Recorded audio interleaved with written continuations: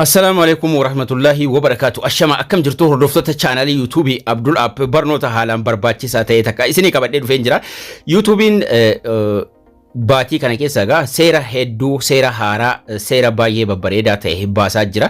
Seeronni kun maal akka ta'an sirriitti waliin ilaalla. Seera baay'ee babbareedaa ta'e kan namoonni baay'een irra deddeebitanii keessaan nagaafataa jirtan YouTube Studio irratti akkasuma seerri haaraan dhufee jira. Akkasuma dabalataanis YouTube irrattis seerri haaraan hedduun dhufee jira. Seerota kana lama sadii waliin ilaalla waan haaraa YouTubein baase keessattuu waan YouTube Studio fi YouTube irratti xiyyeeffate jechuudha. Akkasuma gara seera kanaatti seeruun dura namoonni baay'een koomentii jalatti gaaffii barnoota dalagamee darbe irra deddeebitanii nagaafataa jirtu. Saniif isinitti agarsiisee darbuun barbaada. Chaanaalii kiyya jala seenuudhaan barnoonni baay'een dalagamee jira. Sanaaf immoo mata dureelee as jiran keessaa playlist mata duree jedhu kana playlist jedhee as jira mata duree kana jala seenuudhaan barnoonni hundinuu adda addatti hidhamee jira. Barnoota dhimma TikTok yoo barbaadan barnoota TikTok jedhee viidiyoo 20 wayii keessa jira. Barnoota Facebook viidiyoo 19tu jira. Seera YouTubetiin kan wal qabate akkasuma yoo seera YouTube cabsitan akkamitti akka sirreessitan sunillee barnoonni AdSense qoba-qobaatti hundinuu barnoonni StreamYard barnoonni laptopii barnoonni viidiyoo editing tartiibaan akkaataa YouTube itti banatan tartiibaan fi barnoonni emailii tokko tokkoon playlistii keessatti hidhamee jira. Achi keessaa salphaatti argachuu dandeessu dhimma barbaadan irratti. Akkasuma viidiyoo jala yoo seentanii gara gajjallaatti gadi buutanis barnoota hedduu argachuu dandeessu.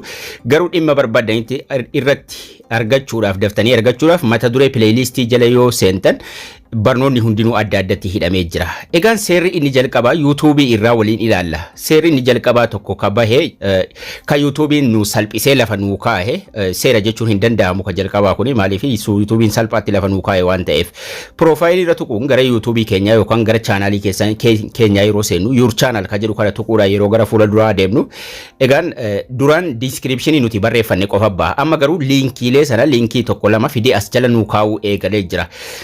Kana jechuun ka duraan abaawutii jala seennee yoo Facebookii TikTokii nama sanaa barbaanne abaawutii jala arganna ture. Amma garuu as dhufnee of cinquun nurra hin jiraatu jechuudha. Maaliif achuma YouTube jala hoomiidhuma nama barbaadanii jala yeroo seentan asitti linkii kana asiniif kaha. Linkii kanarra yeroo tuwitan yoo nama sana Facebookiin barbaadan TikTokii isaa barbaadan asumarra linkii kanarra tuwitu linkii inni jalqabarraa qabu yeroo isin irra tuwitan links jedhee linkii namni sun qabu gara Facebook isaa deemuudha gara TikTokii isaa gara Telegram isaa deemuudha salphaadhumatti asuma hoomii jala linkii irra tuquudhaan argattu waan inni qabu achirratti isinii baasaa jechuudha. Linkii dhuma sarara tuquudhaan. Egaan seerri haaraa gara YouTube Studio deemuudhaan ammallee ka lammaffaa kunillee YouTube Studio irra seenuudhaan YouTube Studio irratti karaa salphaa nuuf godhee jira. Karaa viidiyoo keenya ittiin editii goonu kontentii kana jala seenuudhaan dashboardii taanee kontentiin jira bakka viidiyoo nuti maxxanfannee hundinuu itti argamu jechuudha.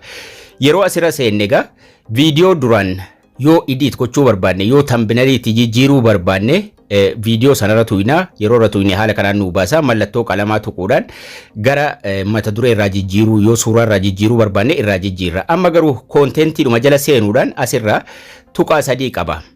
Akkuma YouTube Studio irra seenneen mallattoo kontentii kana yeroo tuqannu kontentii mallattoo lammaffaa kana jala jiru yeroo tuqannu haala kanaan nu baasa. Viidiyoo edit gochuu barbaanne yookaan immoo viidiyoo mata duree sirreessuu barbaanne viidiyoo suuraa dura taa'u irra kaa'uu barbaanne irratti jijjiiruu barbaanne tuqaa sadan fuula dura isaa jiru irra tuyna. Tokkoon tokkoon viidiyoo tuqaa sadii fuulduraa qaba. Tuqaa sadiirra yeroo tuyne mallattoolee akkana nu baasa sheerii gochuudhaaf editii gochuudhaaf edit viidiyoo nuun jedhee mallattoo qalamaatiin nu kaa'ee jira. Akkasuma save gochuu yoo gaalaariitti gadi buusuu barbaannes edit viidiyoo kana tuquudhaan kallattiidhumaan eessa nu geessa edit viidiyoo kana ka mallattoo qalamaa qabu yeroo tuynu gara editii nu geessa jechuudha. Mallattoo qalamaa tuquudhaan suuraa irratti jijjiiruu dandeenya salphaadhumatti mata duree descriptionii public irra kaa'u private gochuu monetization isaa fi more option jedhu ka jala jiru kana tuquudhaanis taagii adda addaa itti gochuu dandeenya. Amma taagiin maal akka ta'e duraan egaa bal'inaan barsiiseen jira. Kaataagorii filachuu waan barbaanne viidiyoodhuma edit gochuu barbaanne tuqaa sadii tuyna. Sanaan booda edit viidiyoo ka jedhu yeroo tuyneessa nu geessa gara edit gochuu nu geessa jechuudha. Inni kaan egaan ka haaraaf dhufe egaa editiidha.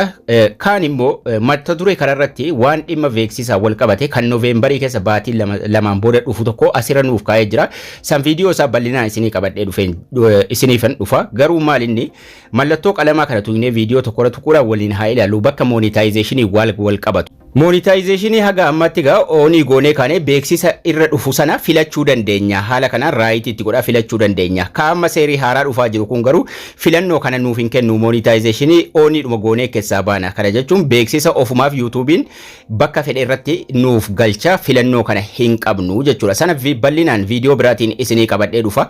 Akkasuma obboleeyyan haaraa taatan playlistis jala seenuudhaan barnoota adda addatti qoodamee jira achi jala argachuu dandeessu salphaatti barnoota dhimma barbaaddan irratti playlistii jala seentanii argachuu dandeessu isiniin jecha barnoonni keenya har'aas kana fakkaata akkasiin irraa barattanis abdii guddaan qaba laayikii sheerii hiriyoota keessaniif gochuu hin dagatinaa isiniin jecha haga barnoota kutaa ittaanu walitti deebinutti turtii gaarii nagayaan tura.